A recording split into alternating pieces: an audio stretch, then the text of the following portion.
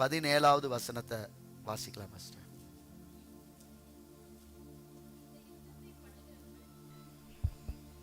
இந்த யுத்தத்தை பண்ணுகிறவர்கள் நீங்கள் அல்ல, யூதா மனுஷரே, எருசலேம் ஜனங்களே, நீங்கள் தரித்து நின்று கர்த்தர் உங்களுக்கு செய்யும் ரட்சிப்பை பாருங்கள். பயப்படாமலும் கலங்காமலும் இருங்கள். நாளைக்கு அவர்களுக்கு எதிராக புறப்படுங்கள். கர்த்தர் உங்களோட இருக்கிறார் என்றான். ஹல்லேலூயா. இன்னைக்கு கர்த்தர் எனக்கு கொடுத்த வார்த்தை, கர்த்தர் உங்களோட இருக்கிறார். ஹல்லேலூயா. கர்த்தர் உங்களோட இருக்கிறார். நீங்க சந்திக்கிற பிரச்சனைகள், நீங்க உங்களுடைய அன்றாட வாழ்க்கையில உங்களுடைய தேவைக்காக, உங்க பிரச்சனை காரியங்களுக்காக எவ்வளவு நீங்க வேதனைப்பட்டு கொண்டிருக்கிறீங்களோ அதன் மத்தியில கர்த்தர் சொல்றாரு, நான் உங்களோட கூட இருக்கிறேன். அல்லேலூயா. கர்த்தர் உங்களோட இருக்கிறார். இங்க பயங்கரமான ஒரு யுத்தம் நடக்க போது, இவர்கள் பலவீனமானவர்கள், யுத்தம் செய்ய வருகிறவர்கள் நல்ல பலனுடையவர்கள். அவங்களுடைய இராணுவங்கள்லாம் பார்த்தீங்கன்னா இவங்களிடத்துல இருக்கிறத காட்டிலும் அவங்கள்ட்ட அதிகமா இருக்கிறது. அப்ப அவங்கள மேற்கொள்ள முடியாது, என்ன செய்ய போறோம்? அப்படிப்பட்ட சூழ்நிலையில அவர்கள் தேவ சமூகத்துக்குள்ள வந்த பொழுது அங்க சொல்லப்பட்ட வார்த்தை தான், எருசலேம் ஜனங்களே, யூத மனுஷரே, நீங்கள் தரித்து நின்று கர்த்தர் உங்களுக்கு செய்யும் ரட்சிப்பை பாருங்கள்.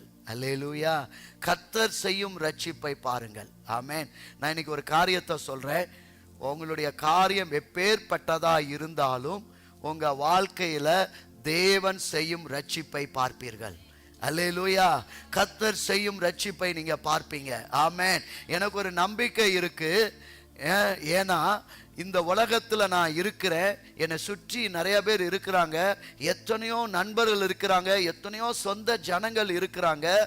அவர்களை பார்க்கும்போது எனக்கு உதவி செய்கிறதுக்கு அவங்களால முடியும், அவங்களை என்னை கை தூக்கி விட முடியும், எனக்கான உதவிகள் அவங்க செய்ய முடியும். ஆனா அதன் மத்தியில எனக்கு யாருமே செய்யல, ஆனாலும் நான் பயப்படல. ஏன்னா என் கூட இருக்கிற கர்த்தர் எனக்கானதை செய்வார். ஹல்லேலூயா. நீங்க பயப்படாதீங்க. நிறைய பேருக்குள்ள என்ன ஃபீலிங் தெரியுமா?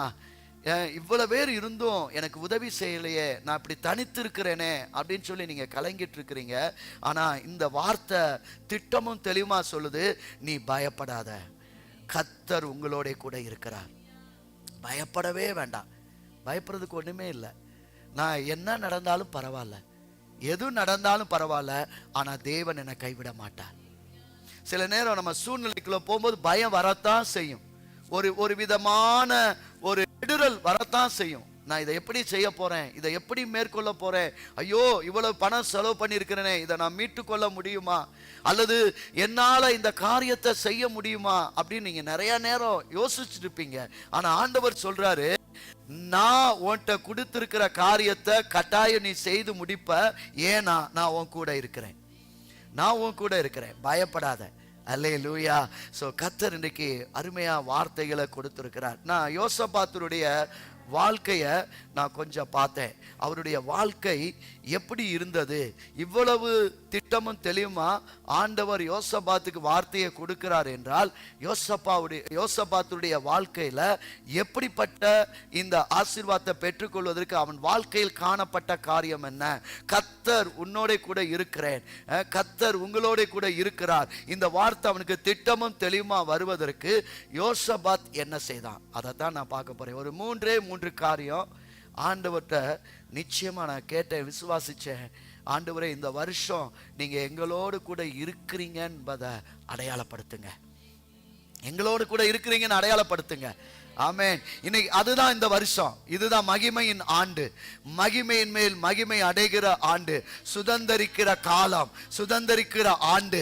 கர்த்தர் நம்மளோடு இருக்கிறார் என்பது இந்த யோசபாத்துடைய வாழ்க்கையில அந்த அடையாளத்தை பார்க்கிறேன். இன்னைக்கு ஒருவேளை இந்த மூணுல இந்த காரியம் என்கிட்ட இல்ல பாஸ்டர் அப்படின்னா அதை நீங்க வளர்த்து கொள்ளுங்க. அதுக்கு தான் இந்த பிரசங்கம். அல்லேலூயா. ஆமென். ஏதோ வந்துட்டு கேட்டுட்டு போறதுக்காக அல்ல.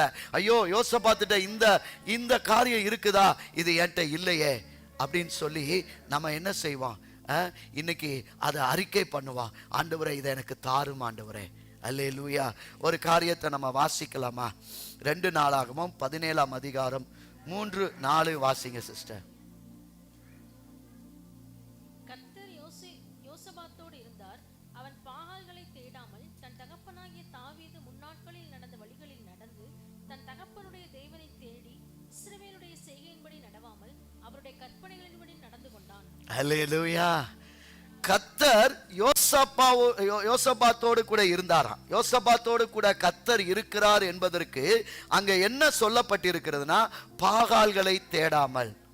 அதாவது யோசபாத் செய்த ஒரு காரியம், தேவனை மாத்திரம்தான் அவர் தொழுது கொண்டார். அல்லேலூயா. இன்னைக்கு நிறைய காரியங்கள் இருக்கு. என்னன்னா, தேவன் உருவாக்கின காரியத்தை இன்னைக்கு மகிமையா ஆக்கி கொண்டிருக்கிறாங்க. பறவைகளை, விலங்குகளை, ஊரும் பிராணிகளை எவ்வளோ அவங்க கண்கள்ல பார்க்கிறாங்களோ அதையெல்லாம் கடவுள் என்று சொல்லி அவங்க என்ன செய்யறாங்க, அதை தொழுது கொண்டிருக்கிறாங்க. அதனாலதான் இங்க சொல்லப்பட்டிருக்குது, அவன் பாகாலை தேடல. ஆமென். மனிதனால் கையினால் செய்யப்பட்ட உருவங்களுக்கு முக்கியத்துவம் கொடுக்கல. இன்னைக்கு பார்க்கிற படைத்த ஆண்டவர் எதெல்லாம் படைத்தாரோ அதையெல்லாம் தெய்வம் என்று சொல்லிட்டு இருக்கிறாங்க. இப்ப உதாரணத்து பாருங்களேன், இப்ப ஆட்டோக்காரர் ஒரு வண்டி ஆட்டோ ஓட்டுறாருன்னா அது அவருக்கு என்ன செய்யுது, அதுல உழைக்கிறாரு, அவருக்கு சாப்பாடு கொடுக்குது. அதனால ஆட்டோ தெய்வம். இன்னைக்கு சுத்தியல் எடுத்து ஒருத்தன் வேலை செய்யறான்னா அவன்கிட்ட கேட்டானா சுத்தியல் தான் தெய்வம்ன்றான். ஏன் அப்படின்னா, அது வேலை செய்யற, அதுதான் எனக்கு பணம் கொடுக்குது, அதனால அது தெய்வம்ன்றான். அப்படி கிடையாது. உருவாக்கினது தெய்வம் கிடையாது, அது படைக்கப்பட்டது, அது உருவாக்கப்பட்டது. அப்ப அந்த உருவாக்கப்பட்டது நமக்காக அது உருவாக்கப்பட்டிருக்கிறது. ஆனா அதை உருவாக்கினவர் ஒருவர் இருக்கிறார், அவர்தான் தேவன். அல்லேலூயா. இதையெல்லாம் யார் உருவாக்கினாரே, அது உருவாக்கினதா அது தேவன்.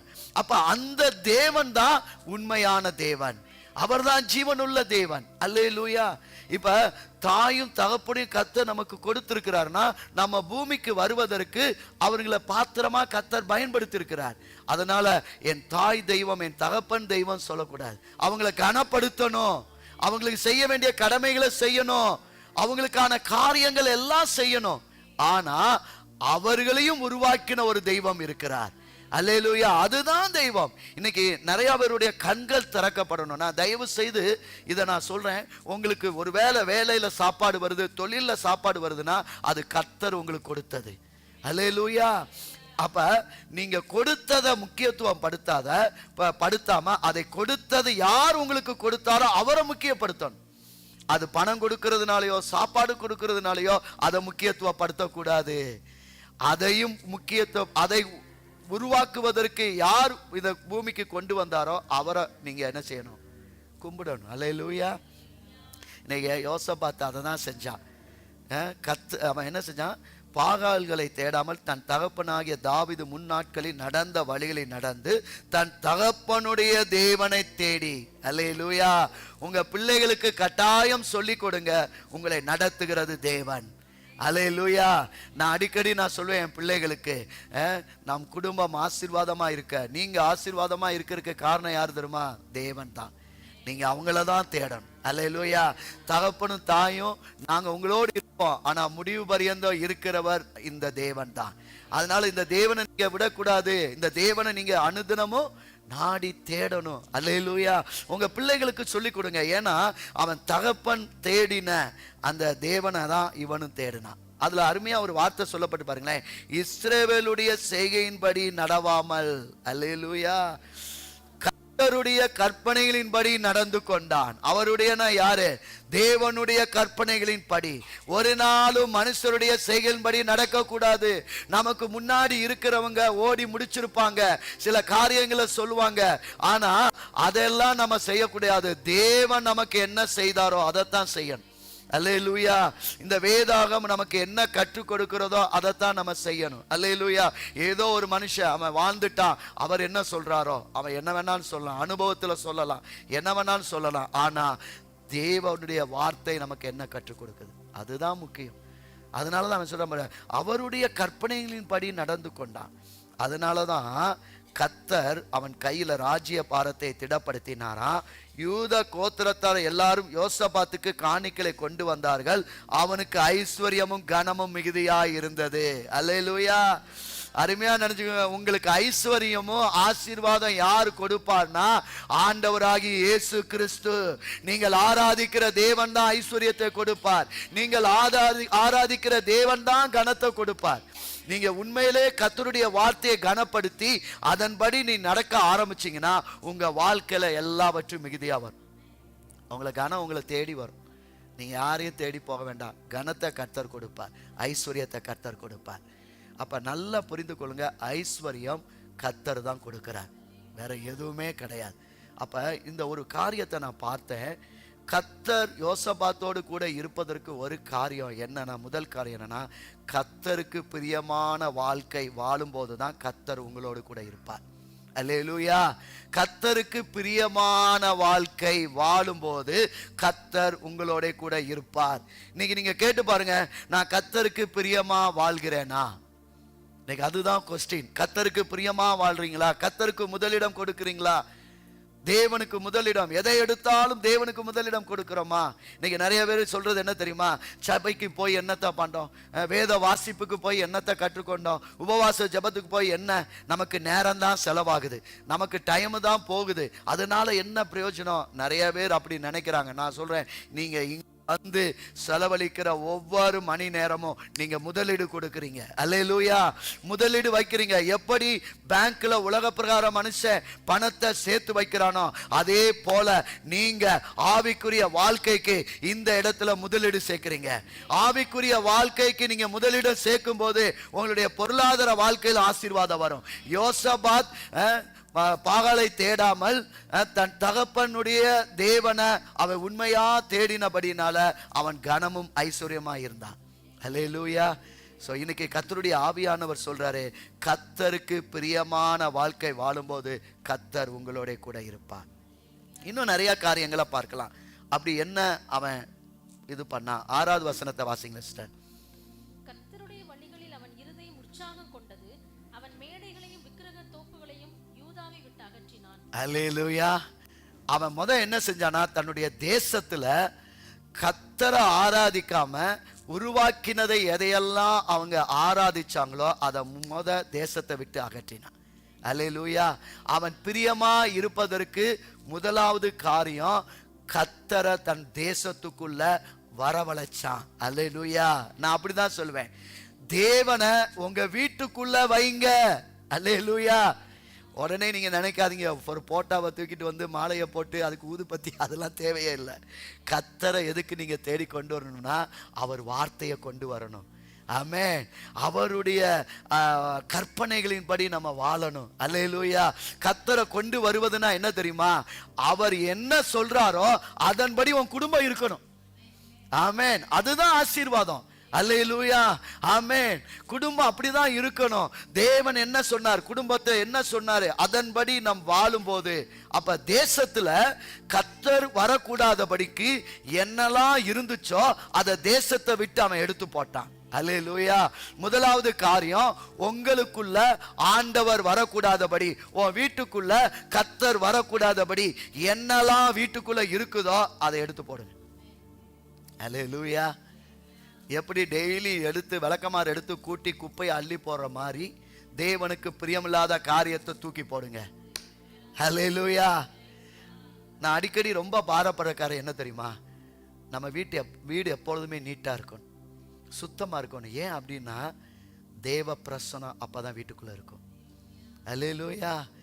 நிறைய நேரம் நம்ம சோம்பலா இருப்போமானா கர்த்தர் இருக்க மாட்டார்.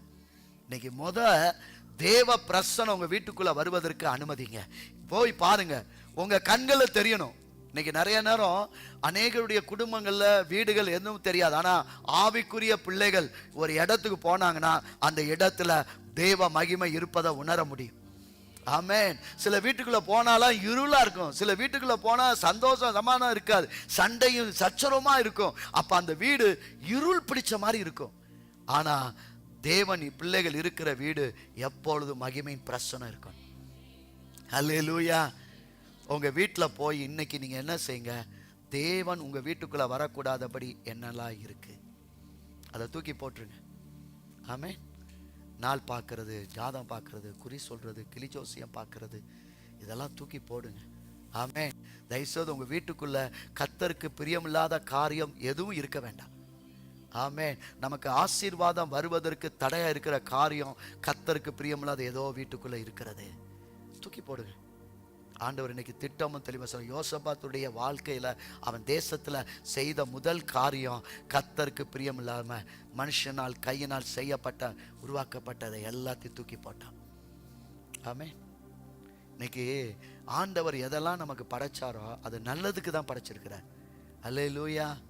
ஆமென். இன்னைக்கு என்னன்னா பயத்துக்கான ஒரு கடவுள், நல்லதுக்கான ஒரு கடவுள், அப்படி ஒவ்வொன்றும் வச்சுட்டாங்க. மனுஷர் எதுக்கெல்லாம் பயந்தாங்களோ அதை ஒரு பெரிய ஒரு உருவமாக்கிட்டாங்க. இன்னைக்கு கர்த்தர் அதை அருவருக்கிறார். அல்லேலூயா. ரெண்டாவது காரியம், அவன் என்ன செஞ்சானா, தேவையில்லாத விக்கிர தோப்புகளை அகற்றினான். அடுத்து 7, 8, 9 வாசிங்க சிஸ்டர்.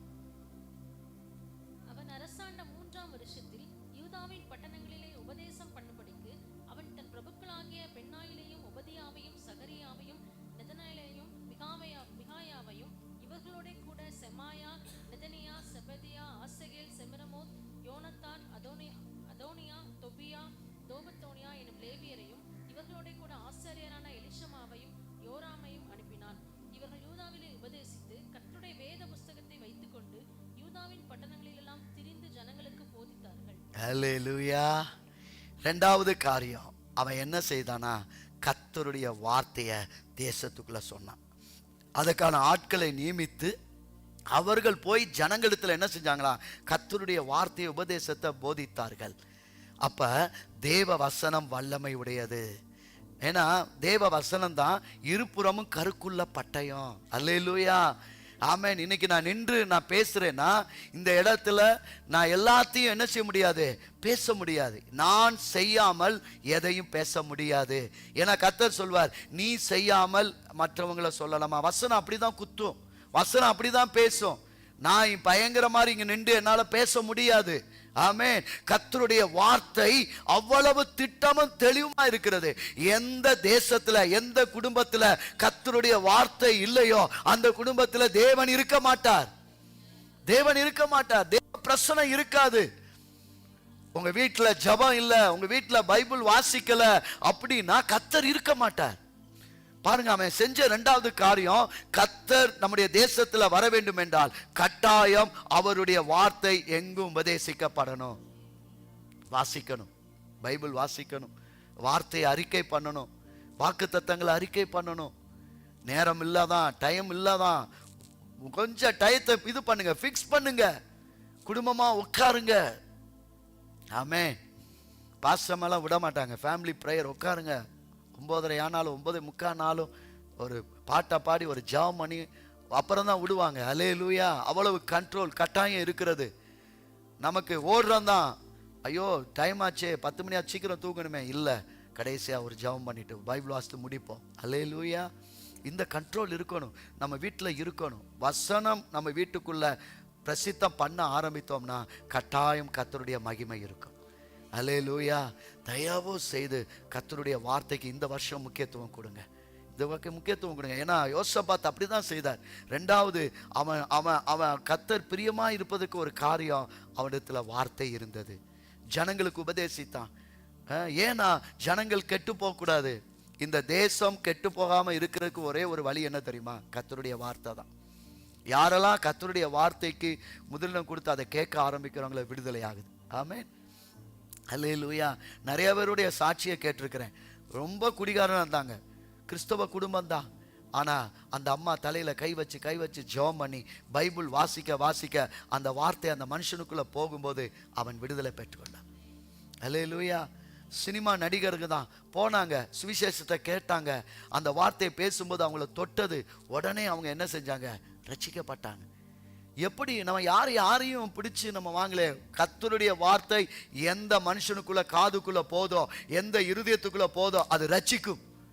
ஆமென். இந்த வசனம், இந்த வார்த்தை சும்மா கிடையாது, இந்த வார்த்தையில வல்லமை இருக்கிறது. ஆமென். ஒரு குமுதமோ அல்லது ஒரு ராணி புஸ்தகத்தை நீங்க வாசித்தீங்கன்னா அதுல ஒண்ணும் கிடையாது. அது வேணா உங்களுக்கு என்டர்டெயின்மெண்டா இருக்கலாம், நேரம் போகலாம். ஆனா இந்த பைபிளை நீங்க 1 மணி நேரம் வாசித்தீங்கன்னா இதுல அநேக வார்த்தை உங்களோடு பேசும். ஆமென். நேற்று தினத்துல வேதத்தை வாசிக்கணும்னு சொல்லி வாசிப்பு கூடுகைன்னு சொல்லி வச்சோம். ஒரு 5-6 பேர் கூடி ஒரு அப்போஸ்தலர் முழுவதையும் முடிச்சோம், 28 அதிகாரத்தையும். அதை வாசிக்கும் போது அதுல ஆண்டவர் பேசின ஒரு காரியம், எழுப்புதல் எங்க இருக்கு ஆண்டவர் பேசினார் நேற்று தினத்துல. அது ஒரு பிரசங்கமா கொடுத்தார். அல்லேலூயா. தேவன் வார்த்தைகளை நம்ம வாசிக்க அந்த வார்த்தை நம்மளோடு பேசும். அல்லேலூயா. இன்னைக்கு தயவு செய்து வார்த்தைக்கு முக்கியத்துவம் கொடுங்க. ஒருவேளை உங்க வீட்டுல ஜெப நேரம் சரியா இல்லை, வேத வாசிப்பு கரெக்டா இல்லைன்னா அதை நீமிங்க, கரெக்டா செய்யுங்க. காலை சாப்பாடு, மதிய சாப்பாடு, நைட் சாப்பாடு, இதுக்கு இடையில பார்த்தீங்கன்னா காஃபி, டீ, இதெல்லாம் நம்ம கரெக்டா செய்யறோம்ல. ஏன் பைபிள் வாசிக்கிறதுக்கு வைக்கலாமே.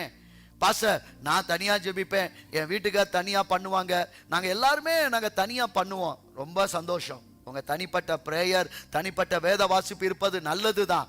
ஆனா அதுவும் வேணும் தான். ஆனா அதையோடு நல்லது நீங்க குடும்பமாய் இருந்து வாசிக்கிறது.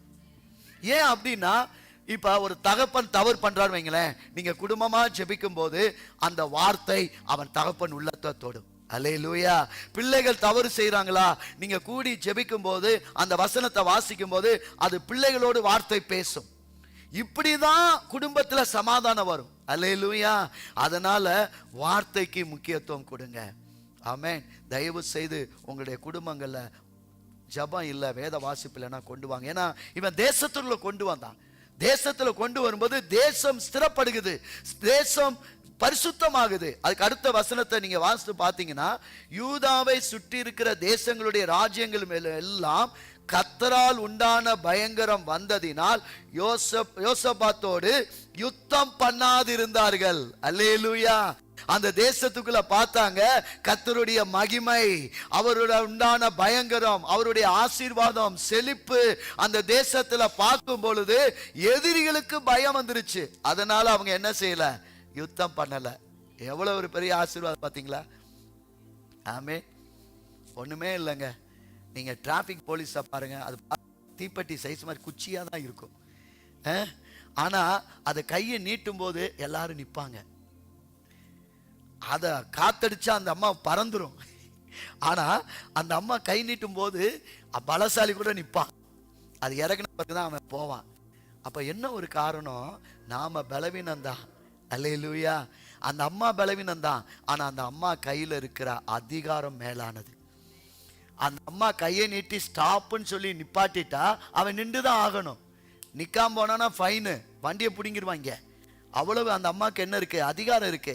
அதே மாதிரிதான் கர்த்தருடைய பிள்ளைகளாகிய நாம இந்த பூமியில ஒரு அற்பமா இருக்கலாம், ஒண்ணு இல்லாம மாதிரி இருக்கலாம். ஆனா நமக்குள்ள இருக்கிற ஆண்டவர் பெரியவர். அல்லேலூயா.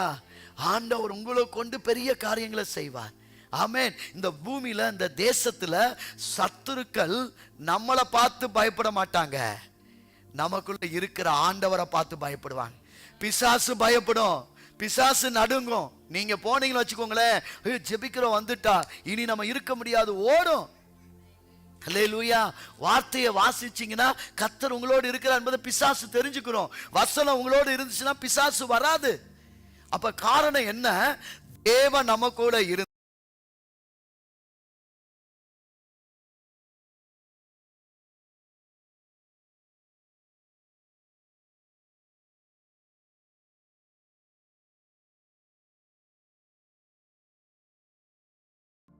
கட்டப்படுகிறது. அதை பார்த்த உடனே நம்மளா முடியலையே, ஆனா யோசபாத்தால எப்படிப்பா முடியுது, அவனோட தேவன் செய்கிறார். அல்லேலூயா. கட்டாயம் இந்த வருஷம் நீங்க எல்லைகளை வாங்குவீங்க, இடத்தை வாங்குவீங்க, வீடுகளை வாங்குவீங்க. ஆமென். நீங்க ஆசீர்வதிக்கப்படுவீங்க, நீங்க நல்லா இருப்பீங்க. சில பேர் சொல்வாங்கல்ல, இவெல்லாம் ஒண்ணு இல்லாம போவேன்னு நினைச்சா இவ என்னடா வளர்றா, என்ன காரணம், சுத்தி முத்தி பார்ப்பாங்க. இவ அல்லேலியா கோஷ்டிடா. அல்லேலூயா. அல்லேலியா கோஷ்டி வளரும். அல்லேலூயா. தேவனுடைய பிள்ளைகள் வளருவார்கள், நீங்க ஆசீர்வாதமா இருப்பீங்க. ஆமென். அல்லேலூயா. வார்த்தை உங்களுக்குள்ள இருக்கும்போது சத்துரு மேற்கொள்ள முடியாது. ஆமென். அடுத்து பாருங்க 10-11 வாசிங்களா சிஸ்டர். சுற்றி இருக்கிற தேசங்களுடைய ராஜ்யங்களில் எல்லாம் கர்த்தரால் உண்டான பயங்கரம் வந்ததினால் யோசபாத்தோட யுத்தம் பண்ணாதிருந்தார்கள். பெலிஸ்தரிலும் சிலர் யோசபாத்துக்கு பகுதி பணத்தோட கூட காணிக்கைகளையும் கொண்டு வந்தார்கள்.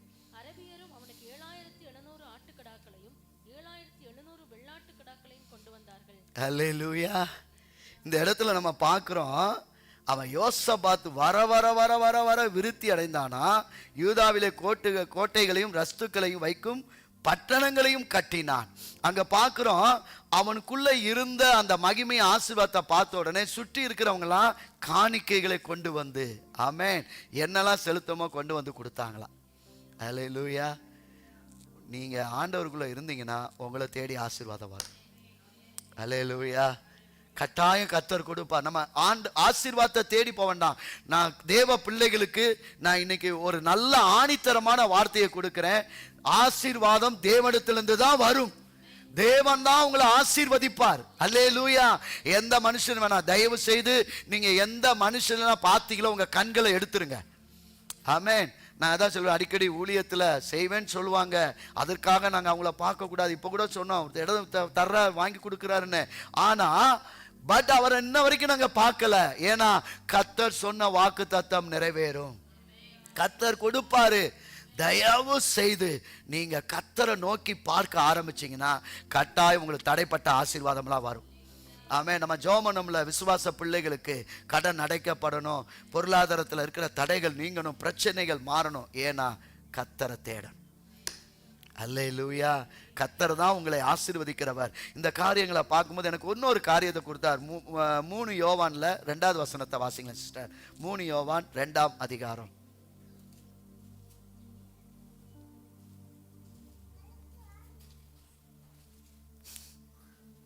பிரியமானவனே, உன் ஆத்துமா வாழ்கிறது போல நீ எல்லாவற்றிலும் வாழ்ந்து சுகமாயிருக்கும்படி வேண்டுகிறேன். அல்லேலூயா.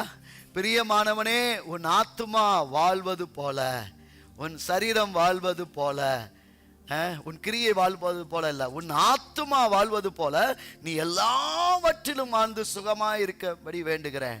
பாருங்க, அங்க யோவான அவர் எழுதுறாரு, தன்னுடைய நண்பன் காயிபுக்கு எழுதுறாரு. என்ன எழுதுறாருன்னா, நீ ஆசீர்வாதமா இருக்கணும், நீ நல்லா இருக்கணும், அவனை வாழ்த்துறார். அப்ப அவனுடைய ஆத்துமா வாழ்வது போல நீ வாழணும். அப்ப ஆசீர்வாதம் என்பது எங்க இருந்துன்னா உள்ளான வாழ்க்கையிலிருந்து வாழ்கிறதா ஆசீர்வாதம்.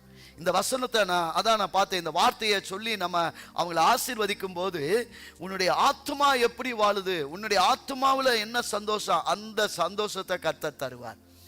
அதுல 3 காரியம் சொல்லப்பட்டிருக்கு. என்ன காரியம்னா, பொருளாதார ஆசீர்வாதம், சரீரம் சுகமாகுதலுடைய ஆசீர்வாதம், ஆத்தும ரட்சிப்பு. இந்த 3 தேவன் தான் கொடுப்பார். அல்லேலூயா. சொல்லுங்க, பக்கத்துல உங்களை பார்த்து கை கொடுத்து சொல்லுங்களேன், உங்க பொருளாதார ஆசீர்வாதம், உங்க சரீர சுகமாகுதலுடைய ஆசீர்வாதம், உங்க ஆத்துமாவுல உள்ள ரட்சிப்பு தேவன் தான் தருவாரு. நல்ல பக்கத்துல பார்த்து நல்ல கை குலுக்கி சொல்லுங்க, தேவன் தருவாரு. ஹல்லேலூயா. சோ இன்னைக்கு நீங்க பிரியமானவனா உங்க ஆத்துமா வாழ்வது போல நீங்க எல்லாவற்றிலும் வாழ்ந்து சுகமா இருப்பீங்க. சோ யோசபாத் முதலாவது காரியம் என்ன செய்தான்? தேவனுக்கு பிரியமில்லாததை தேசத்தை விட்டு அகற்றினான். 2வது அவன் என்ன செய்தான்? கர்த்தருடைய வார்த்தையை தன் தேசத்துக்குள்ள உபதேசம் பண்ணினான். 3வது காரியத்தை என்ன செய்தான்? அவன் கர்த்தருக்குள்ள இருந்தபடினால பட்டணத்தை கட்டினான். அதை பார்த்த மற்ற சுற்றி இருக்கிறவங்க வந்தாங்க, வந்து எல்லாத்தையும் காணிக்கை கொடுத்துட்டு போனாங்க. ஏன் அப்படின்னா, பட்டணம் கட்டுவது, ஆலயம் கட்டுவது தேவனுடைய ஆசீர்வாதம். அல்லேலூயா. நான் நீ சொல்றேன், ஏசாயா 58:12 நிறைவேற வேண்டும் என்றால் கர்த்தர் உங்களுக்கு கொடுக்கணும். கர்த்தர் தான் கட்டணும். உன் குடும்பத்தை கட்டணும், உன் திறப்பானதை அடைக்கணும், உன் தலைமுறையா இருந்த காரியத்துல உன் வாழ்க்கை கட்டப்படணும்னா தேவன் தான் செய்யணும். அல்லேலூயா. கட்டாயம் செய்வார். ஆமென். அப்ப கர்த்தருக்கு பிரியமா இருக்கணும். நான் அதனாலதான் என்னுடைய சாட்சியை நான் பார்க்கும் பொழுது ஒரு காரியத்தை நான் பார்த்தேன். தேவனுக்கு நான் பிரியமா மாறணும். நான் சாதாரண மனுஷனா இருந்தேன், ஏதோ சபைக்கு போவேன், ரைட், அப்படியே உலகப்பரமான காரியத்தில் இருப்பேன். ஆனா ஆண்டவர் என்னைக்கு என்னை ரட்சிக்கப்படைய வச்சு அவருடைய பிள்ளையா மாற்றினாரோ, உடனே நான் சொன்னேன், ஆண்டவர் நான் ஊழியத்துக்கு வர்றேன், ஆனா அதுக்கு முன்னாடி நான் உபவாச ஜெபம் எடுக்கிறேன் அப்படின்னு சொல்லிட்டு எனக்கு எது பிரியமா இருந்துச்சோ அதெல்லாம் நான் சாப்பிட மாட்டேன். ஏன்னா பாஸ்டமா இருக்காங்க, நான் ஃபஸ்ட்டு நான் ஊழியத்துக்கு வரும்போது அது முன்னாடி அந்த காரியத்தை சொன்னேன், எதுவுமே நான் சாப்பிட மாட்டேன், எனக்கு பிரியமானது வேண்டாம், நான் கர்த்தருக்காக நான் என்ன செய்ய போகிறேன், உபவாசம் இருந்து என்னை அர்ப்பணித்து நான் அதுக்கப்புறம் வர்றேன்னு சொல்லிட்டு, அப்போ என்னுடைய காரியத்தெல்லாம் ஆண்டவருக்கு விட்டு கொடுத்தேன். ஆண்டவர் அந்த உண்மையை பார்க்குறார். இதுதான் பிரியம். அல்லேலூயா. இது மற்றவர்களை இது பண்ணுறதுக்கும் அப்படிலாம் கிடையாது. தேவனுக்கு எனக்கு இருக்கிற ஒரு ஐக்கியம். இந்த ஐக்கியத்தில் நான் பிரியமாக என்ன செய்யணும். சிலருக்கு பார்த்தீங்கன்னா சாப்பாடு பிடிக்கும், சிலருக்கு பார்த்தீங்கன்னா நான்வெஜ் பிடிக்கும், சிலருக்கு இது பிடிக்கும். நீங்கள் கொஞ்ச நாள் கர்த்தருக்கு நீங்கள் அதை விட்டு கொடுத்து நீங்கள் ஜெபம் பண்ணி பாருங்களேன். கர்த்தரை நம்ம எப்படி இம்ப்ரெஸ் பண்ண முடியும்னா, எனக்கு பிரியமானது வேண்டாம், உமக்கு பிரியமானதை செய்கிறேன். இப்படி நம்ம செய்யும் போது கர்த்தர் கட்டாயம் நம்ம மேல அவர் கிருபையா இறங்குவார். ஆமென். உங்களுக்கு பிரியமானது ஆண்டவருக்கு விட்டு கொடுத்து பாருங்களேன், விட்டு கொடுத்து பாருங்க. சில நேரம் பார்த்தீங்கன்னா இந்த 40 நாள் எடுப்பாங்க, இந்த லென்த் டேஸ் எடுப்பாங்க. அந்த டேத்தில் பார்த்தீங்கன்னா பூ வைக்க மாட்டாங்க, கறி சாப்பாடு சாப்பிட மாட்டாங்க. ஸோ அந்த காணிக்கையை கொண்டு வந்து சபையில் படைக்கணும்னு செய்வாங்க. அது ஒரு 40 நாளுக்கு எடுக்கிறது, அதை கரெக்டாக செய்வாங்க. 41 நாள் அவங்கள மட்டன் கடையில் தான் பார்க்க முடியும். ஏன்னா அதை விழுந்தெல்லாம் முழுசாக சாப்பிடணும்னு. ஆனால் நான் அதை குத்தன்னு சொல்ல வரல. அந்த 40 நாள் அவங்க அதையாவது எடுத்து அதை செய்கிறாங்க பார்த்தீங்களா. ஆவிக்குரிய பிள்ளைகளை நீங்களும் நானும் அந்த 40 நாள் மாட்டு இல்லை, ஆண்டவருக்காக எப்பெல்லாம் கிட்டி சேரணுமோ அப்பெல்லாம் நம்ம கர்த்தர்கிட்ட அர்ப்பணிக்கணும். உங்களுக்கு பிரியமானதை அர்ப்பணிங்க. ஆமே, பிரியமானதை அர்ப்பணிங்க. இன்னைக்கு நான் ஒரு அம்மாட்ட பேசும் பொழுது அப்போ அவங்க சொன்னாங்க, நமக்கு ஆட்டோ வரதை சொல்லவே மாட்டேன், நாங்கள் சொல்லணுமே அப்படின்னு. ஒரு வாரம் 9:30க்கு வரீங்கன்னா ஆட்டோ வரும் தெரியுமில்ல, 9 மணிக்கு வரும்ல. அப்போ அதுக்கு அடுத்த வாரம் அதே மாதிரி வந்துடலாம்ல. அப்போ அவங்க சொல்லணும்னு தேவையில்லையே. ஒரு வாரம் வரோம், இந்த வாரத்தில் ஆட்டோ டைமிங் வருது, இந்த நேரத்தில் வந்தால் நம்ம ஆட்டோவில் போயிடலாம், அப்படி வந்துடலாம்ல. ஆனால் ஒவ்வொரு வாரமும் ஃபோன் பண்ணி கூப்பிடணும்னா அதுவே ஒரு பிரச்சனையாக இருக்கிறது. ஆமென். அப்போ பிரச்சனை எல்லாருக்கும் இல்லை, அவங்ககிட்ட தான் பிரச்சனை இருக்கு. ஆமென். கர்த்தருடைய ஆலயத்துக்கு வரணும்னா நாம தான் டைத்தை என்ன செய்யணும், அதை கீப் அப் பண்ணி வரணும். ஒவ்வொரு தடவையும் நம்ம எல்லாருக்கும் சொல்லுவாங்க அப்படி எதிர்பார்க்கவே கூடாது. அப்போ அவங்க அப்படி எதிர்பார்க்குறாங்கன்னா அவங்க கர்த்தருக்குள்ள பிரியமா இல்லை, ஏதோ வலுக்கட்டாயத்தின்படி வர்றாங்க. அதை கர்த்தர் ஒரு நாளும் அனுமதிக்க மாட்டார். அல்லேலூயா. நீ ஒருவேளை நீ கட்டாயத்தின்படி உட்கார்ந்தா கூட நீ கர்த்தருக்கு பிரியமில்லாம இருப்பேன்னா கர்த்தர் இப்படி ஒன்று ஆசீர்வதிப்பாரு. அல்லேலூயா. நாம பிரியமாகணும். அதனாலதான் நான் அதை அவங்களுக்காக நான் ஜெபம் பண்றேன். கர்த்தர் வருகிற நாட்களை அவங்கள அந்த சுபாவத்தை விட்டு ஆண்டவர் எடுப்பார். அல்லேலூயா. ஏன்னா ஆண்டவர் பாவிகளவே ரட்சிக்கும்படியாக தன்னை முழுவதுமாக கொடுத்தவர். நம்ம யாரையும் வேண்டான்னு சொல்ல வேண்டாம், ஆனா அவங்கள சரி பண்ணி கர்த்தர் இந்த சபையில ஆசீர்வாதமா வைப்பார். அல்லேலூயா. நான் யாருன்னு பேரெல்லாம் சொல்ல வேணாம், ஆசீர்வதிக்கப்படும் போது நீங்களே பார்ப்பீங்க, அவங்களே சாட்சியா சொல்லுவாங்க. ஆமென். அவன் சகையு சொன்ன மாதிரி, நான் எவரிடத்திலாவது நான் வாங்கியிருந்தா நாளத்தனையாய் கொடுக்கிறேன். ஆண்டவர் கேட்கலையே, அவன் தான் சொன்னான். ஏன்னா அதுதான் ரட்சிப்பினுடைய ஆசீர்வாதம். ஆமென். ஒருத்தர் நான் இப்படி இருந்தேன், ஆண்டவர் என்னை மாற்றினார் அப்படின்னு எப்ப சொல்லுவாங்கன்னா அந்த ரட்சிப்பினுடைய ஆசீர்வாதத்தை அவங்க ஆசீர்வாதமா அதை அனுபவிக்கும் போதுதான். ஆமென். அது வரைக்கும் நாம அவர்களுக்கு உதவிதான் செய்யணும். அல்லேலூயா. நான் ஒரு காரியத்தை சொல்றேன், யாரையுமே நீங்க பாவியும் பார்க்காதீங்க, யாரையும் குற்றப்படுத்தாதீங்க. கர்த்தர் அவர்களும் ஒரு நாள் மனம் திரும்பி ரட்சிக்கப்பட்டு கர்த்தருக்கு பயன்படக்கூடிய பாத்திரமா மாறுவாங்க. அல்லேலூயா. அதனாலதான் நம்ம விசுவாசிக்கணும். ஆமென். சோ கர்த்தருக்கு பிரியமானது என்ன அப்படின்னு பாத்தீங்கன்னா, யோனாவினுடைய புஸ்தகத்துல நான் பார்த்தேன். அதுல ஒரு 2 வசனத்தை வாசிடலாம். யோனாவின் புஸ்தகம் 3ஆம் அதிகாரம் 4வது வசனத்தை வாசிங்க பார்க்கலாம். யோனா 3:4.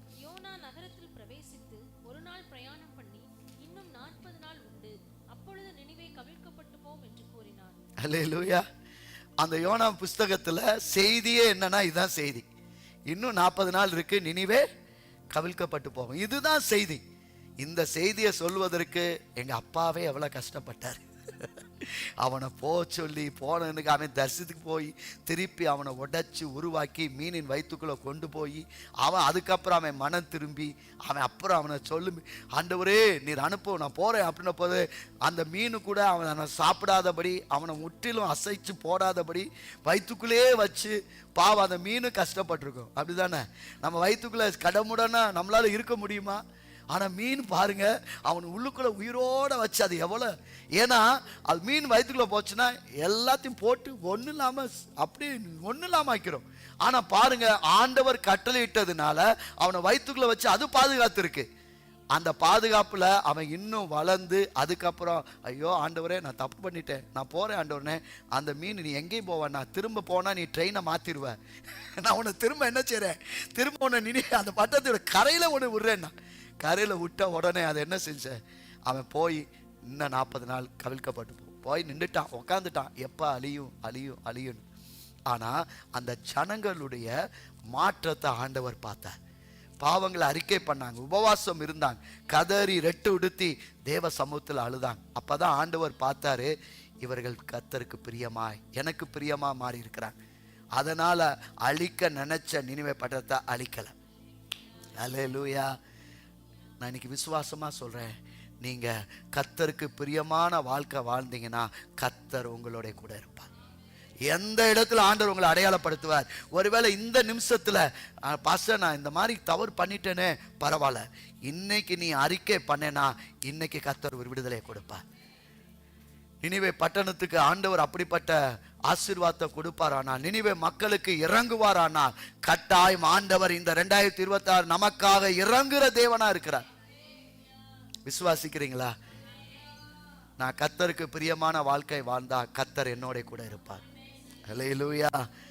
அடுத்து நம்ம 2வது காரியத்தை பார்க்கலாம். 2 நாளாகமம் 19ஆம் அதிகாரம் 2வது வசனத்தை வாசிக்கலாம். 2 நாளாகமம் 19:2.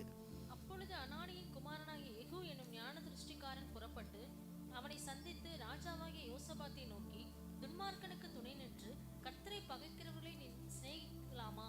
இது நிமித்தம் கர்த்தருடைய கடுங்கோபம் உம்மேல் வர இருந்தது. அல்லேலூயா. யோசபாத்து செய்த ஒரு தவறு, அதுல இருந்து தான் நம்ம ஒரு காரியத்தை கற்றுக்கொள்ள போறோம். அவன் பிரியமா இருந்ததுல இருந்து ஒரு காரியத்தை கற்றுக்கொண்டோம். அடுத்து அவன் தவறு செய்தான், அதுல இருந்து ஒரு காரியம். என்ன காரியம்? தேவன் விரும்புகிற நபர்களுடன் நட்பு வைக்கணும், அப்ப கர்த்தர் உன்னோட கூட இருப்பார். அல்லேலூயா. தேவன் விரும்புகிற நபர்களோட தான் நீங்க நட்பு வைக்கணும். அப்படி இருந்தீங்கன்னா கர்த்தர் உங்களோட கூட இருப்பார். யோசபாத்து அவன் பயங்கரமா விருத்தி அடைந்தான். ஆனா 18:1 சொல்லப்பட்டிருக்கிறது, யோசபாத்துக்கு மிகுந்த ஐஸ்வர்யம் கனமும் உண்டாயிருந்தது, அவன் ஆகாபோடே சம்பந்தம் கலந்து. அல்லேலூயா. இஸ்ரவேலின் ராஜாவாகிய ஆகாபோடே அவன் என்ன செஞ்சானா? நட்பு வச்சுக்கிட்டான். ஆனா அவன் தேவனுக்கு இந்த வசனத்துல சொல்லப்பட்டிருக்கிறது, என்ன சொல்லப்பட்டிருக்கிறது?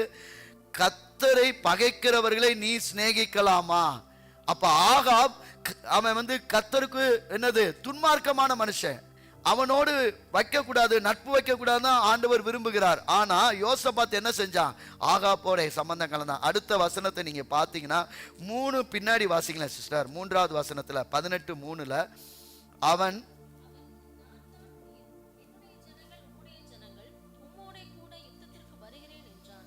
அவர் சொல்றாரு, நான் யுத்தத்துக்கு போகிறேன், அதனால நீ என்ன செய்ய, என் கூட வா அப்படின்னு சொன்ன உடனே நம்மால் என்ன சொல்றாரு பாருங்களேன்.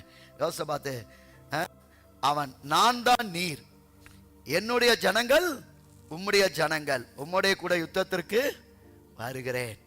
எவ்வளவு அருமையா பாருங்க. ஏன்ட்ட ஏன்பா கேட்கிற, நான் தான்ப்பா நீரே, ஐயோ ஏன் ஜனங்களா, இது உம்முடைய ஜனங்கள்ப்பா, நீ எடுத்துக்கோ. எவ்வளவு வேகமா பேசுறான் பாத்தீங்களா? இன்னைக்கு நம்ம பிள்ளைகள் பாருங்களேன், தாய் தகப்பன்ட்ட கூட சொல்ல மாட்டாய், நண்பர்கள். ஏன்னா நண்பர்கள்ட்ட தான் எல்லாமே சொல்ல முடியுமா. தாய் தகப்பன் அவ்வளோ தூரம் வளர்த்து அவங்கள உருவாக்கி செய்ய வேண்டிய காரியத்தெல்லாம் செய்து அவங்கள வளர்த்து நல்லா ஆளாக்கி பார்க்கும்போது அவங்க சொல்கிறாங்க, எங்களுக்கு உரிமை இருக்கா, எங்களுக்கு அது இல்லையா, நாங்கள் முடிவெடுக்கக்கூடாதா, எப்போ பார்த்தாலும் அப்பா அம்மா முடிவு தான் எடுக்கணுமா? இன்னைக்கு எத்தனை வாலிப பிள்ளைகளுடைய வாழ்க்கை சீரழிது தெரியுமா? கேட்டால் நண்பர்களை நம்பி, நண்பர்கள் நடத்திடுவாங்களாம், கூட்டிகிட்டு போய் கல்யாணத்தை பண்ணி வச்சுட்டு அவங்க எனக்கு என்னன்னு போயிடுவாங்க. அவங்களுடைய வாழ்க்கை பார்த்தாங்கன்னா வேதனையாக இருக்குது. கொஞ்சம் 17 வயசு கூட 18 வயசு கூட இல்லை, அந்த பிள்ளை கையில் ஒன்று இடுப்பில் ஒன்றை வச்சுட்டு போலீஸ் ஸ்டேஷனில் பார்க்கும்போது கஷ்டமாக இருக்குது. அந்த பிள்ளை அழுகுது, ஐயோ என் வாழ்க்கை, என் தாய் தகப்பனுடைய வார்த்தையை நான் கேட்காம போயிட்டேன் பாஸ்டர், அதனால இன்னைக்கு கஷ்டப்படுறேன். காரணம் என்ன? நண்பர்கள். நண்பர்கள் ஒரு 10 பேர் ஜாலியா சுத்துறதும் ஹாய்ன்னு சொல்றதும் ஓடுறதும் அதுதான் சந்தோஷமா? அதுதான் மகிழ்ச்சியா? இன்னைக்கு நிறைய நேரம் நட்புகள் நிமித்தமா இன்னைக்கு வாழ்க்கை சீரழிந்து கொண்டிருக்கிறது. கேட்டா நண்பனை போல வருமா அப்படின்னு வேற பேசிக்கிறாய். கர்த்தரை நீ நண்பனா வச்சுக்கிட்டேன்னா உன் வாழ்க்கை நல்லா இருக்கும். வாலிப பிள்ளைகளுக்கு சொல்றேன், ஏசப்பா உங்களுக்கு நண்பனா வச்சுக்கோங்க. அவர்கிட்ட கேளுங்க, இந்த நட்பு வைக்கலாமா, இந்த பெண்ணிட்ட பேசலாமா, இந்த பையன்கிட்ட பேசலாமா. ஹாய்னு நீங்க உங்களுடைய போன்ல போறதுக்கு முன்னாடி ஆண்டவர்கிட்ட கேளுங்க. Hi, good morning, good evening, good afternoon, என்ன சாப்பிட்டீங்க, என்ன டிஃபன் சாப்பிட்டீங்க, இததான் போன்ல. ஆனா பெத்த அப்பாட்ட கேட்கல, அப்பா சாப்பிட்டீங்களாப்பா, அம்மா சாப்பிட்டீங்களாம்மா, என்னம்மா உடம்புக்கு. அப்பா அம்மாட்ட பேச முடியல. ஆனா 7 மணி நேரம் இருக்கிற நாள் முழுதும் நண்பர்கள்ட்ட ஃப்ரெண்ட்ஸ்கிட்ட பேசுறீங்க. இன்னைக்கு எத்தனை பேர் தேவையில்லாத ஃப்ரெண்ட்ஸோட தொடர்பு வச்சதுனால வாழ்க்கையை இழந்திருக்காங்க தெரியுமா? எத்தனை பேருடைய வாழ்க்கை கேள்விக்குறியா இருக்கு தெரியுமா? தயவு செய்து வாலிப பிள்ளைகள், வாலிப தம்பிமார்கள் மனம் திரும்புங்க. கர்த்தர் உங்களுக்கு நண்பராய் ஏற்றுக்கொள்ளுங்க. அல்லேலூயா. உன் ஃப்ரெண்ட்ஷிப், உன் வாழ்க்கை, நீ ஒரு கணவரை, ஏற்ற நாட்களில் அந்த துணையை கர்த்தர் கொடுக்கிற வரைக்கும் உனக்கு நண்பர் ஏசப்பா தான். அல்லேலூயா. உங்க மாடர்ன் ரோல் உங்க அப்பாவும் அம்மா தான்.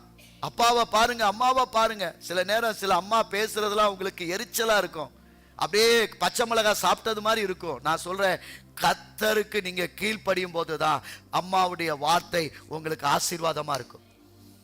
தயவு செய்து இன்னைக்கு மாத்துங்க. தயவு செய்து போன்ல யாருக்கு சாட் பண்ணாதீங்க, போனுக்குள்ள டைப் பண்ணாதீங்க. தயவு செய்து விட்டுருங்க.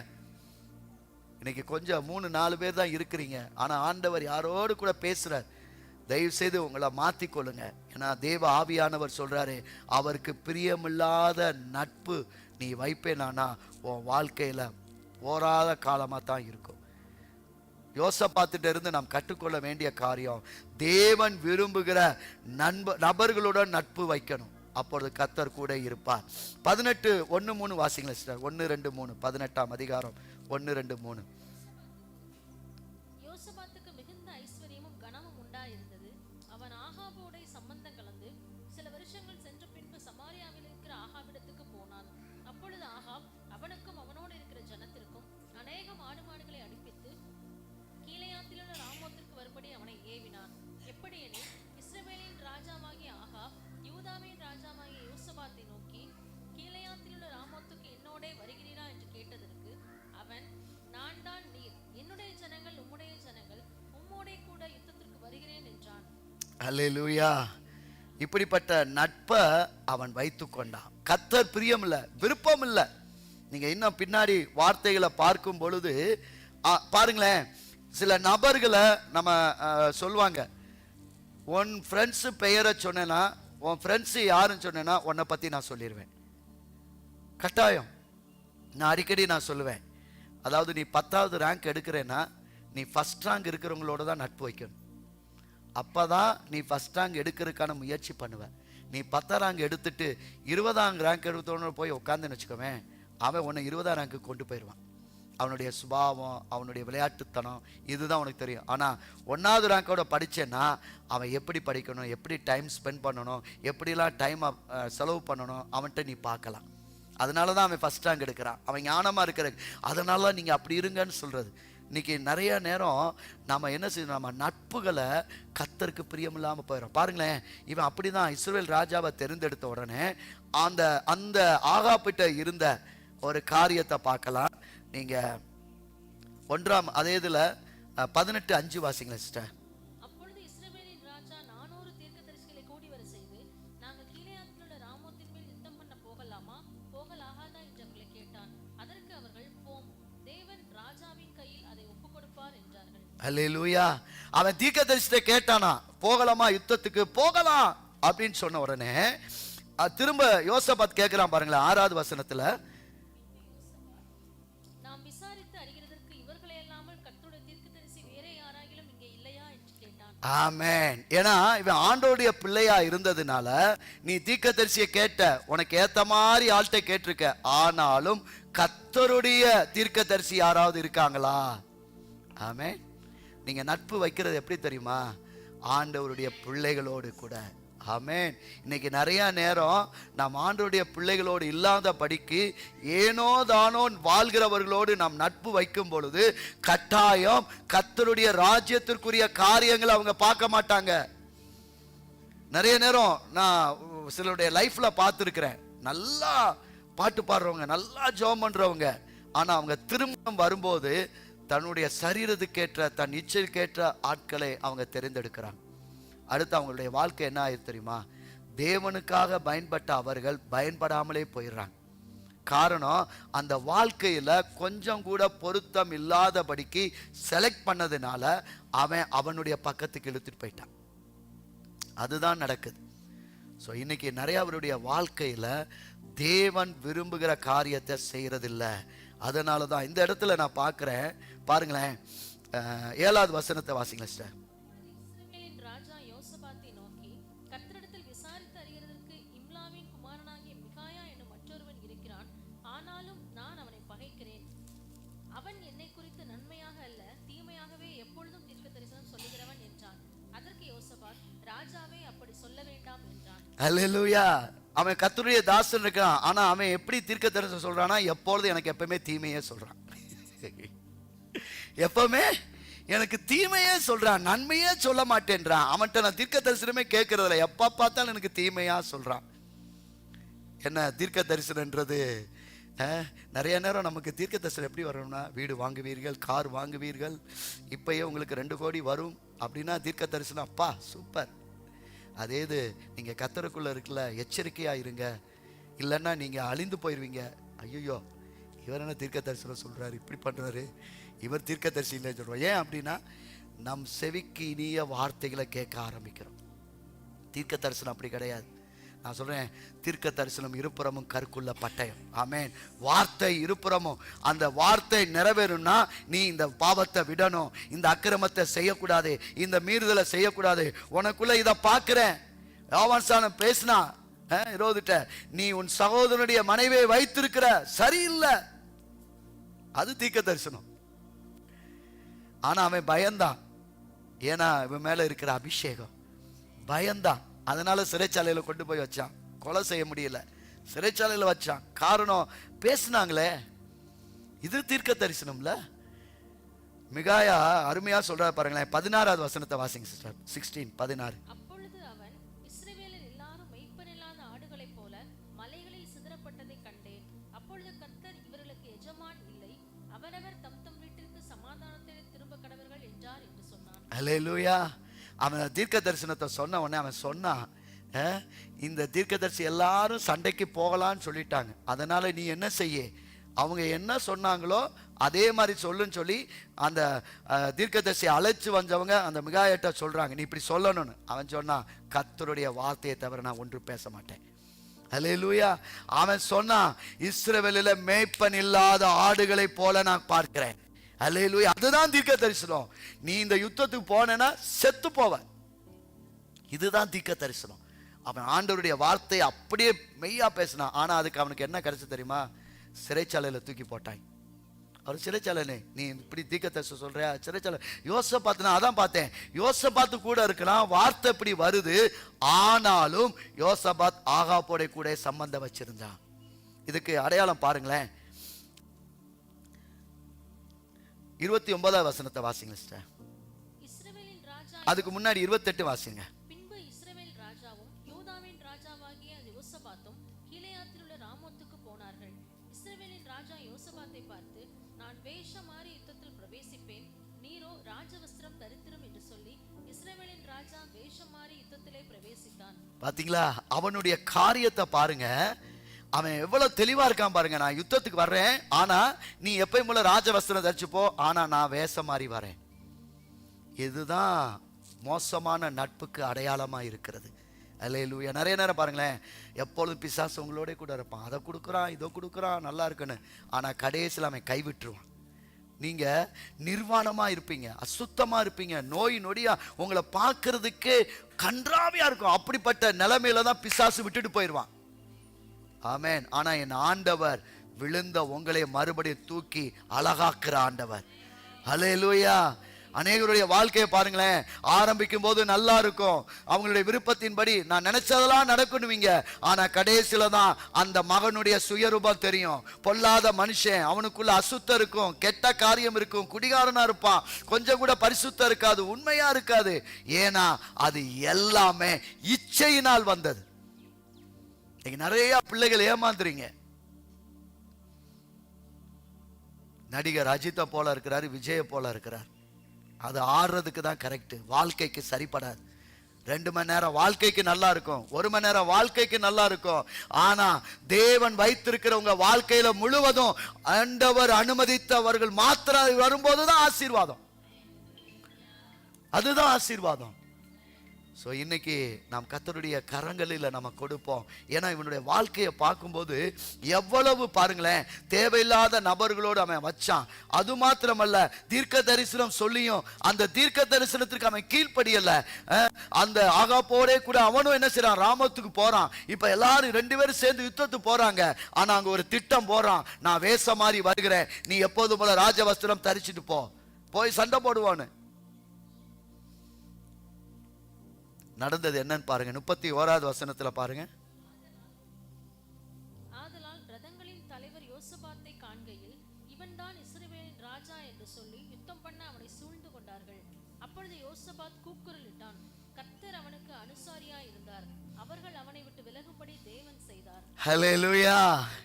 இப்ப அந்த ராஜாக்கள் என்ன சொல்லிட்டாங்க, டேய் நீங்க யாரையும் டார்கெட் பண்ணாதீங்க, இஸ்ரவேலின் ராஜாவாகிய ஆகாப்பை நீங்க டார்கெட் பண்ணுங்க, அவனோடு யுத்தம் பண்ணுங்க அப்படின்னு சொல்லி அவங்க ஒரு திரள் பட அதை பிளான் போட்டு கரெக்டா அந்த ராஜாவை என்ன செஞ்சாங்க, சுத்தி வளைச்சிட்டாங்க. இவன் தான் வேஷ மாதிரி போயிருக்கிறானே.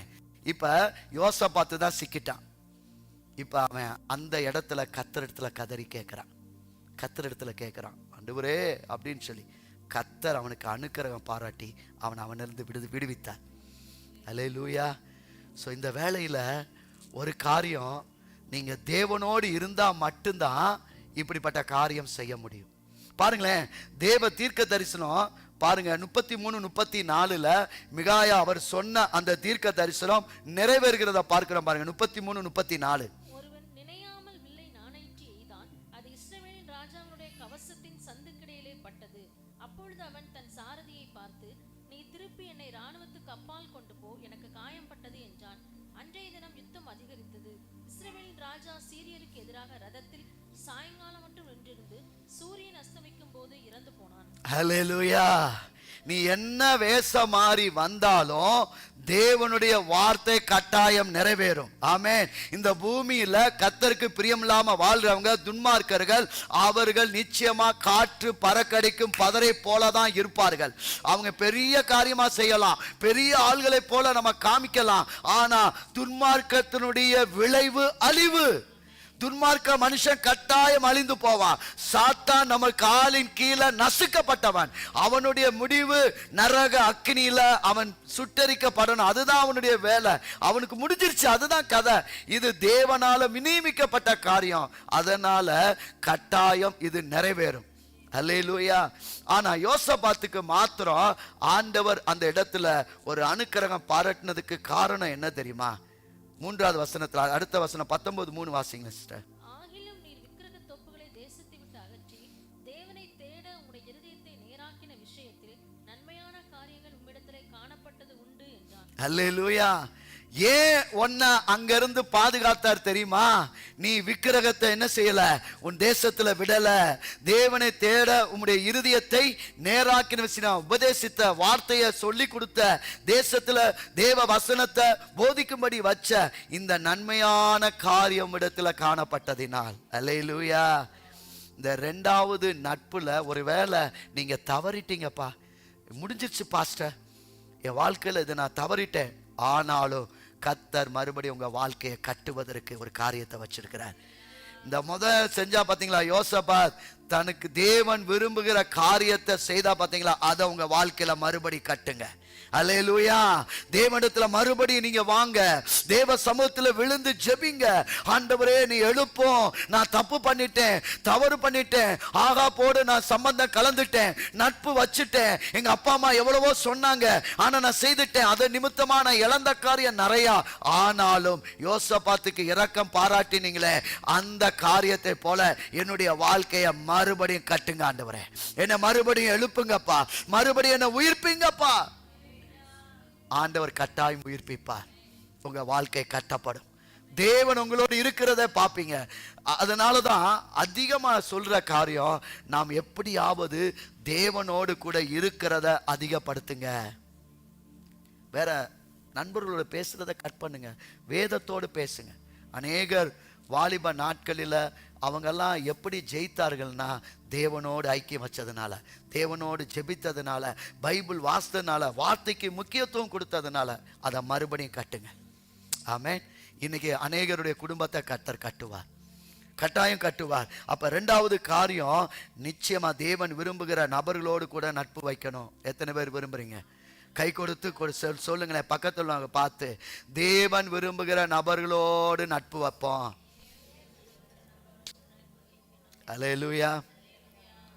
எனக்கு இவளோட பழகுனா எனக்கு அது வாங்கி கொடுப்பா பாஸ்டர், எனக்கு மதிய நேரத்தில் லஞ்ச் வாங்கி கொடுப்பா, எனக்கு ஸ்நாக்ஸ் வாங்கி கொடுப்பா. இதை எப்படி கட் பண்ணணும்? திங்கிறதுக்காக யாரு கூட நட்பு வைக்காதீங்க. தயவு செய்து பணம் கிடைக்குது அதை கொடுப்பாங்க, சினிமா கூட்டிகிட்டு போவாங்க, அங்கே கூட்டிகிட்டு போவாங்க, அப்படிலாம் யாரோடைய நட்பு வைக்காதீங்க. அல்லேலூயா. நிறைய நேரம் நான் பார்ப்பேன், யாராவது ஒரு பிள்ளைகளோட சேர்ந்து போகும்போது தான் அந்த பிள்ளையோடு சேர்ந்து அந்த பிள்ளை கெட்டு போகுது. ஆமென். அது தப்பு பண்ணும், இந்த பிள்ளை நல்ல பிள்ளையா இருக்கும், அது தப்பு பண்ணுறதை பார்த்து என்ன செஞ்சிடும், இதுவும் தப்பு பண்ண ஆரம்பிச்சிடும். அதனால தயவு செய்து நன்மை வருகிறதுக்காக யாரோட பழகாதீங்க, தேவ சித்தம் இருக்குதான்னு பாருங்க. அல்லேலூயா. உங்கள் வீட்டு அருகாமையில் கூட சிலர்கிட்ட பேசும்போது தயவு செய்து சரியாக பேசுங்க. நல்லா கேட்குறாங்களேன்னு எல்லாத்தையும் உளறி கொட்டிடாதீங்க. அந்த அம்மா உங்கள் ஏரியா ஃபுல்லாக போய் சொல்லிடும். அல்லேலூயா. இன்னைக்கு நிறையா நேரம் நம்ம வார்த்தைகளை நல்லா பேசுகிறாங்களேன்னு கொட்டிட்டு தெரியாதீங்க.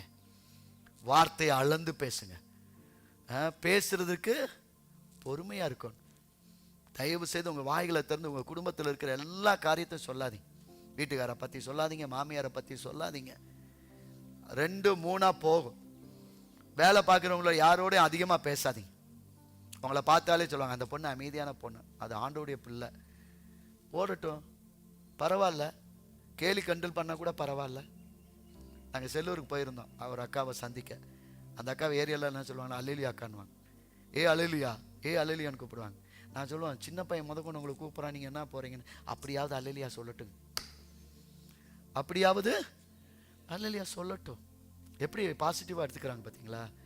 அதாவது உங்கள்கிட்ட யாரும் பேசலை, ஐயோ இது எப்போ பார்த்தாலும் அல்லேலியான்னு சொல்லும், எப்போ பார்த்தாலும் ஜெபம்னு சொல்லும், அப்படின்னா பரவாயில்ல, நீங்கள் பாதுகாக்கப்படுறீங்க. அல்லேலூயா. இந்த பொண்ணு நம்ம கூப்பிட்டா உடனே வந்துடும், இந்த பொண்ணு இவ்வளோ செலவு பண்ண உடனே அதுவும் பாதி காசு கொடுத்துரும் அப்படின்னு போனீங்கன்னு வச்சுக்கோங்க, அவங்களுடைய காரியத்தில் அகப்பட்டுருவீங்க. தயவு செய்து வேலை பார்க்குற ஸ்தலத்தில் உங்கள் ஏரியா பக்கத்தில் ஞானமாக பேசுங்க. அல்லேலூயா. ஆமென். அடுத்து 3வது காரியம் நான் முடிச்சிடுறேன். 3வது காரியம் நான் வேகமாக, அல்லேலூயா, 20:12 வாசிங்க சிஸ்டர். 20:12. எங்கள் தேவனே, அவர்களை நீர் நியாயம் தீர்க்க மாட்டீரோ? எங்களுக்கு விரோதமாக வந்த இந்த ஏராளமான கூட்டத்திற்கு முன்பாக நிற்க எங்களுக்கு பலன் இல்லை. நாங்கள் செய்ய வேண்டியது இன்னதென்று எங்களுக்கு தெரியவில்லை. ஆகையால் எங்கள் கண்கள் உண்மையே நோக்கி கொண்டிருக்கிறது என்றார். ஆமென். இப்ப யோசபாத்துக்கு விரோதமா மோவாப் புத்திரரும் அம்மோன் புத்திரரும் சேயீர் மலை தேசத்தாரும் பக்கத்துல சுற்றி இருக்கிற எல்லாரும் யுத்தத்துக்கு வர்றாங்க. இப்ப சொல்றாங்க, அப்பா உன் கூட யுத்தம் பண்றதுக்கு ஏராளமான வர்றாங்க அப்படின்னு. இவர் பயந்துட்டார், என்ன செய்ய போறோமே.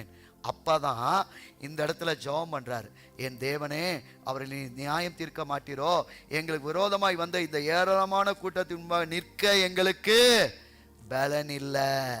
நாங்கள் செய்ய வேண்டியது இன்னதென்று எங்களுக்கு தெரியல. நான் இப்படியா எழுதியிருக்கிறேன், தேவனுடைய உதவியை மட்டும் சார்ந்து வாழ்கிற வாழ்க்கை உள்ளவர்களை மட்டும்தான் தேவன் கூட இருப்பார். அல்லேலூயா. தேவனத்துல மட்டும் எனக்கு உதவி வரும் அப்படி சார்ந்திருக்கிற பிள்ளைகளோடு கூட தான் தேவன் இருப்பார். நிறைய நேரம் உங்களை சார்ந்து இருக்கிறத விட்டுருங்க. இந்த வருஷத்துல நீங்க அதிகமா சொல்லுங்க, நான் செய்யறதெல்லாம் உங்க கிருபை. ஆண்டவரே, என்னால ஒண்ணுமே இல்லப்பா, ஆண்டவரே இந்த வேலை உங்க கிருபையினால தான் செய்றேன், இந்த தொழிலை உங்க கிருபையினால தான் செய்றேன், இந்த குடும்பத்தை உங்க கிருபையினால தான் நடத்துகிறேன், என்னால ஒன்றுமே இல்லை. யோசபாத் அப்படிதான் சொன்னா. இப்படிப்பட்ட ஏராளமான கூட்டத்துக்கு முன்னாடி நாங்க நிக்க பலன் இல்லை, நாங்க இப்ப என்ன செய்யணும் கூட எங்களுக்கு தெரியல, ஆண்டவரே எங்களை காப்பாத்துங்க. ஆமென். யோசபாத் செய்த ஒரு காரியம் என்ன தெரியுமா?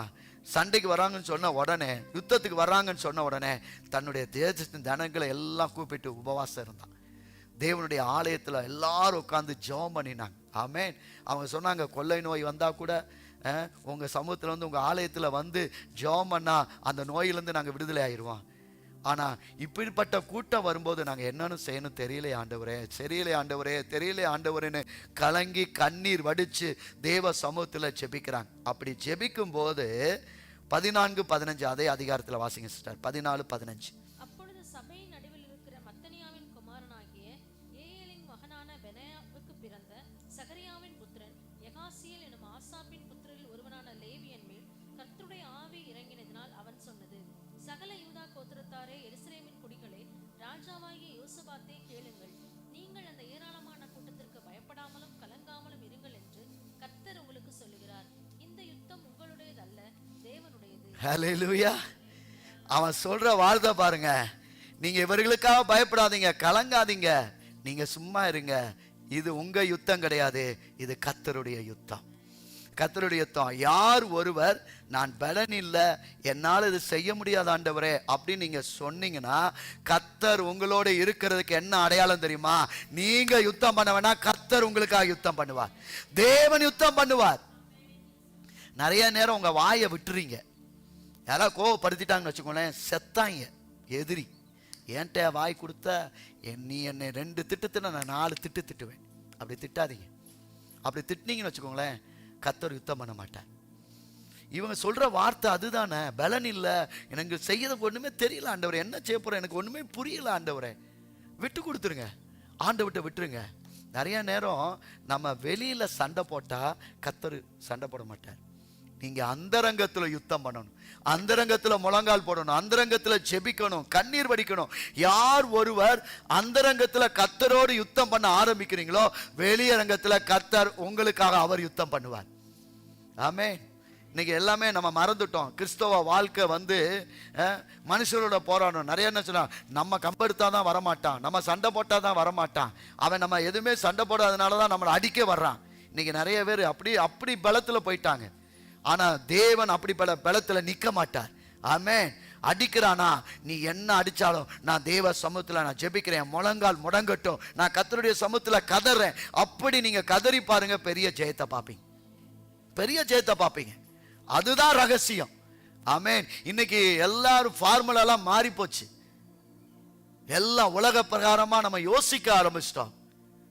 தேவன் சொல்ற, நமக்கு சத்துருக்கள் இருக்கதான் செய்வாங்க, இன்னைக்கு நமக்கு போராட்டம் இருக்கதான் செய்யும், உபத்திரம் இருக்கதான் செய்யும். ஆனா நம்மளால அவங்களோட யுத்தம் பண்ண முடியாது. ஆமென். நிறைய நேரம் அவன் கெட்ட வார்த்தை பேசுவான், சுத்தமா பேசுவான், வாடாப்புடன் பேசுவான், நம்ம உடனே வாயில பேச முடியாது. ஏன்னா நாம் அபிஷேகம் உள்ளவர்கள், நம் வார்த்தையை பேசுற, அவன் பேசுற மாதிரி பேச முடியாது. அதனால நம்ம அமைதியா இருக்கிறதுனால தோற்று போனவங்க கிடையாது. நமக்காக கர்த்தர் யுத்தம் பண்ணுவார், நமக்காக கர்த்தர் யுத்தம் பண்ணுவார். நீ சண்டை போட வேண்டிய இடம் என்ன தெரியுமா? உன் அந்தரங்கத்துல, உன் ஜெப அறையில, உன்னுடைய வீட்டுக்குள்ள இருக்கிற உன் ரூம்ல கர்த்தரிடத்துல ஜெபம் பண்ணு, முழங்கால் போடு, கர்த்தருடைய யுத்தம் பண்ணு. தேவன் பெரிய யுத்தத்தை உனக்காக பண்ணுவார். ஆமென். இங்க நடந்தது என்ன தெரியுமா? அவங்க சொன்ன ஒரே ஒரு காரியம். அவங்க எப்படி பாருங்களேன், 17வது வசனத்தை வாசிங்க சிஸ்டர். இந்த யுத்தத்தை பண்ணுகிறவர்கள் நீங்கள் அல்ல, யூதா மனுஷரே, எருசலேம் ஜனங்களே, நீங்கள் தரித்து நின்று கர்த்தர் உங்களுக்கு செய்யும் ரட்சிப்பை பாருங்கள். பயப்படாமலும் கலங்காமலும் இருங்கள், நாளைக்கு அவர்களுக்கு எதிராக புறப்படுங்கள், கர்த்தர் உங்களோட இருக்கிறார் என்றான். அவ்வளவுதான். எவ்வளவு பெரிய காரியம் பாருங்க. நீங்க யுத்தத்துக்கு போகாம இருக்காதீங்க, நீங்க புறப்பட்டு போங்க, ஆனா கர்த்தர் உங்களுக்காக யுத்தம் பண்ணுவார். அருமையா ஒரு வசனம் இருக்கு பாத்தீங்களா? நீங்கள் எதிர்த்து நில்லுங்கள், அப்பொழுது பிசாசு உங்களை விட்டு. ஆமென்.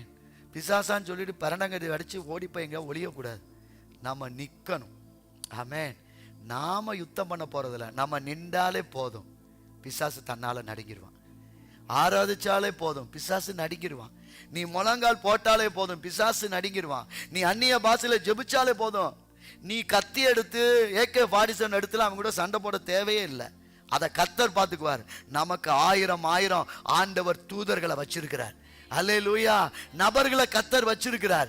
நமக்காக பணிவிடை செய்கிற ஆட்களை கர்த்தர் வச்சிருக்கிறார். நமக்காக யுத்தம் பண்ணுகிற மகிமையான ஆட்களை கர்த்தர் வச்சிருக்கிறார். தூதர்கள் நம்மளை சுற்றி இருக்கிறாங்க. நான் விசுவாசிக்கிறேன் இந்த இடத்தை சுற்றி ஏராளமான தூதர்கள் இருக்கிறாங்க. ஆமென். நம்முடைய ஆலயத்துல சாதாரணமா நினைக்காதீங்க. இது தேவ மகிமையினால் நிரப்பப்பட்ட ஆலயம். இந்த இடத்துல தேவ மகிமையின் பிரசன்னம் இருக்குது. நம்ம கண்ணுக்கு தெரியல, ஆனா ஆங்காங்கே நம்முடைய பிரசங்கத்தையும் நம்முடைய ஆராதனையும் கேட்பதற்கும் அவர்கள் சேர்ந்து இசைக்க ஆராதிக்கிற அப்படிப்பட்ட ஆட்களை கர்த்தர் வச்சிருக்கிறார். அல்லேலூயா. அதுதான் நம்முடைய மகிமை, கர்த்தர் கொடுத்திருக்கிற மகிமை. அல்லேலூயா.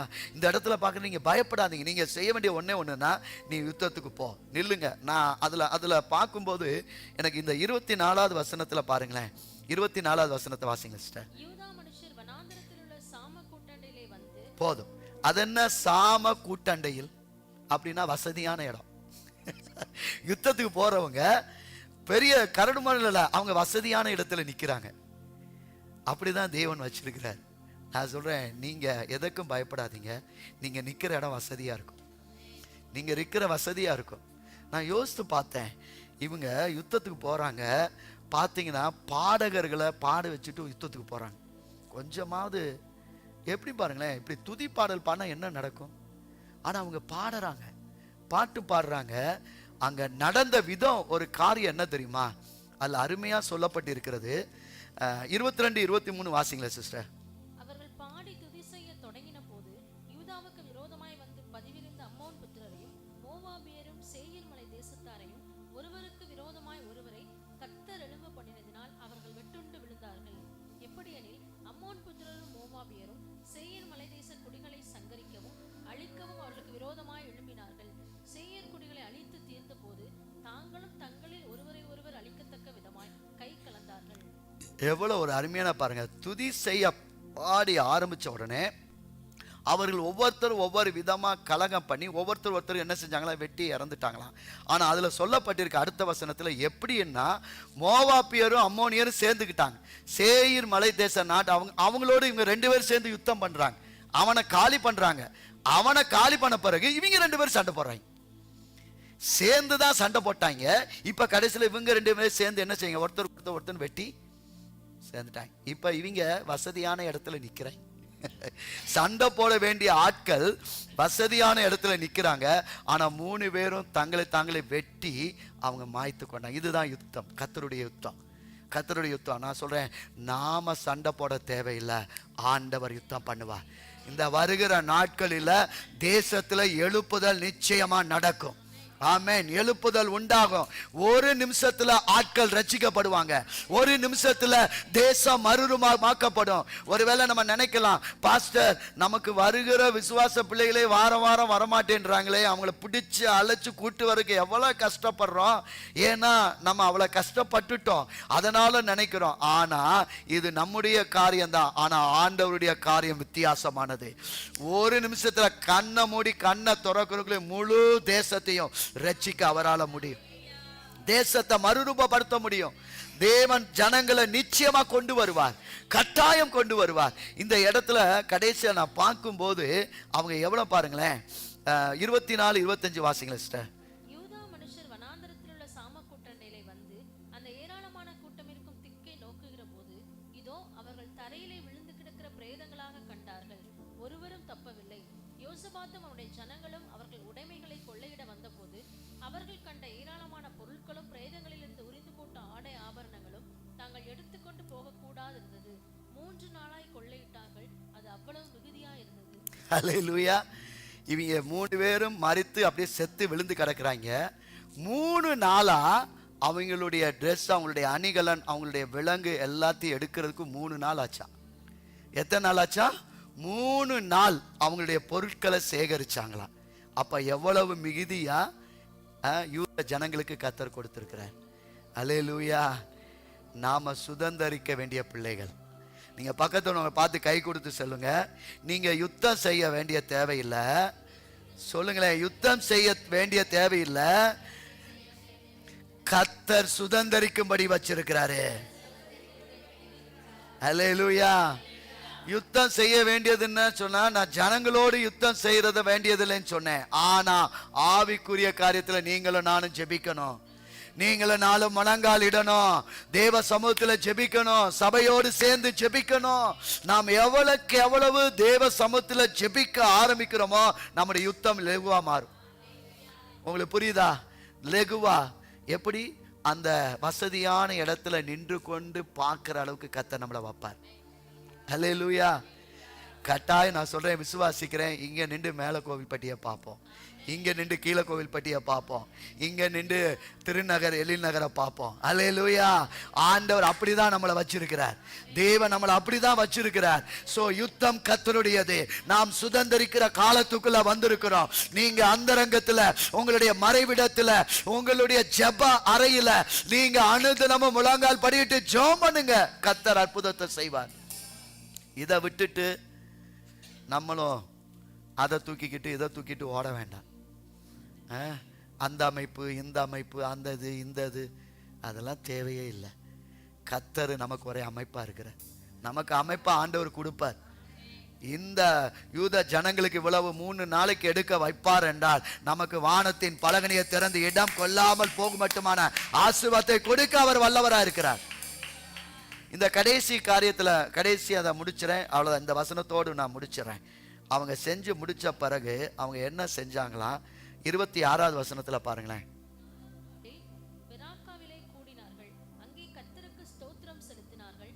ஆதலால் அவ்விடத்திற்கு இந்நாள் வரைக்கும் இருக்கிறபடி பெராக்கா எனும் பெயர் தரித்தார்கள். அல்லேலூயா. இவ்வளவு சுதந்திரித்த பிறகு அவங்க 4ஆம் நாள் என்ன செஞ்சாங்களா? கர்த்தரை பாடி துதித்து ஆராதித்து ஸ்தோத்திரம் பண்ணாங்க. அதனாலதான் அந்த இடத்துக்கு பெராக்கா. பெராக்கா அப்படின்னா கர்த்தரை துதிக்கிற இடம். அல்லேலூயா.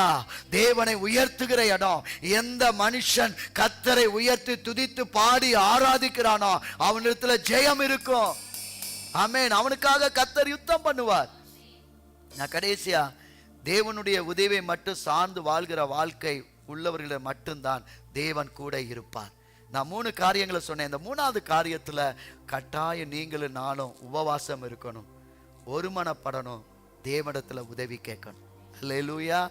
கட்டாயம் உபவாசம் இருக்கணும். கட்டாயம். நீங்க இப்ப உபவாசம் எடுக்க வேண்டிய நாட்கள், நீங்களாம் இந்த வயசுல இருக்கிறீங்கன்னா உபவாசம் எடுத்துருங்க. ஒரு கிட்டத்தட்ட உபவாசம் இருக்க முடியாத நாட்கள் வரும். ஆமென். அப்ப நம்மளால முடியாது, ஜெபிக்க முடியாத நாட்கள் வரும். நீ அதிகமா நான் பாரப்படுகிற ஒரு காரியம் என்ன தெரியுமா? நம்முடைய சரீரம் பலவீனப்பட்டு சோர்வடைந்து ஒரு மாதிரி ஆச்சுன்னா பைபிள் வாசிக்க முடியாம போயிடும், உபவாசம் இருக்க பண்ணாம போக முடியும். இப்படிப்பட்ட காரியங்கள் நம் வாழ்க்கையில வருவதற்கு முன்னமே கர்த்தர் நம்மளை நல்லா தான் வச்சிருப்பார். ஏன் இதை நான் சொல்றேன்னா, சில நேரம் சூழ்நிலைகள் மாறும்போது நாம் அதற்கு என்ன செய்யக்கூடாது, அப்படியே நம்ம சாய்ந்து போயிடக்கூடாது. நாம் எவ்வளவு உபவாசிக்க முடியுமோ, எவ்வளவு ஜெபிக்க முடியுமோ, எவ்வளவு வேதத்தை வாசிக்க முடியுமோ, நாம் நேரத்தை சரியா கொடுக்க ஆரம்பிப்போம். அல்லேலூயா. சபை ஒருமனப்படணும். ஆமென். நான் சொல்றேன், இன்னைக்கு வரல, அவங்க இப்படி பண்ணிட்டாங்க அப்படி பண்ணிட்டாங்க, பரவாயில்ல, தேவன் எல்லாத்தையும் பார்த்து கொள்வார். அவர்கள் நம்முடைய ஜனங்கள். அவங்களுடைய தப்பிதங்களை குறைவுகளை கர்த்தர் நிச்சயமா நிறைவாக்குவார். நாம் செய்ய வேண்டியது அவங்களுக்கு நாம் உதவி செய்வோம். சபை ஒருமனப்படணும். அல்லேலூயா. கட்டாயம் வெள்ளிக்கிழமை உபவாச ஜெபத்துல தயவு செய்து ஜெபிக்க வாங்க. நாம் எல்லாரும் ஒரு மனதோடு கூட ஜெபிப்போம். கட்டாயம் ஜெபிக்கும் போது பெரிய காரியங்களை பார்க்கலாம். 3வது காரியம், நீங்க தேவனிடத்துல உதவி கேளுங்க. அல்லேலூயா. தேவன்ற மாற்றம் கேளுங்க, வேற யார்கிட்டையும் போக வேண்டாம். ஸோ யோசபாத் தேவ சமூகத்தில் கேட்டதை போல இந்த நாட்களை யுத்தத்திற்கு ஆண்டவரே, என்னுடைய ஆண்டவர் எதிராளியான ஆண்டவரே சத்துருக்களுக்கு நான் என்ன செய்யணும் தெரியலப்பா, என்னால் ஒன்றும் முடியலை, உங்கள் சமூகத்தில் நான் வர்றேன் அப்படின்னு சொல்லி ஆண்டவர்கிட்ட கேட்டு பாருங்க. இன்னைக்கு கர்த்தர் அற்புதம் செய்வார். அல்லேலூயா. ஸோ தேவன் நம்மளோட கூட இருப்பார். அப்படிதான் என்னுடைய செய்தியினுடைய பிரசங்கத்தின் தலைப்பு, கர்த்தர் உங்களோட கூட இருக்கிறார். முதல் காரியம் என்ன சொன்னேன்? கர்த்தருக்கு பிரியமான வாழ்க்கை வாழும்போது தேவன் விரும்புகிற நபர்களோடு நட்பு வைக்கணும். அப்ப கர்த்தர் உங்களோட கூட இருப்பார். மூன்றாவது காரியம், தேவனுடைய உதவியை மட்டும் சார்ந்து வாழ்கிற வாழ்க்கை உள்ளவர்களிடம் மட்டும் தேவன் கூட இருப்பார். அல்லேலூயா. இந்த 3 காரியம் கர்த்தர் எனக்கு கொடுத்தார். ஒருவேளை இன்னைக்கு தேவையான வார்த்தையை உங்களோடு கூட கொடுத்திருப்பார் என்று நான் நம்புறேன். கர்த்தர் உங்களை ஆசீர்வதிப்பார்.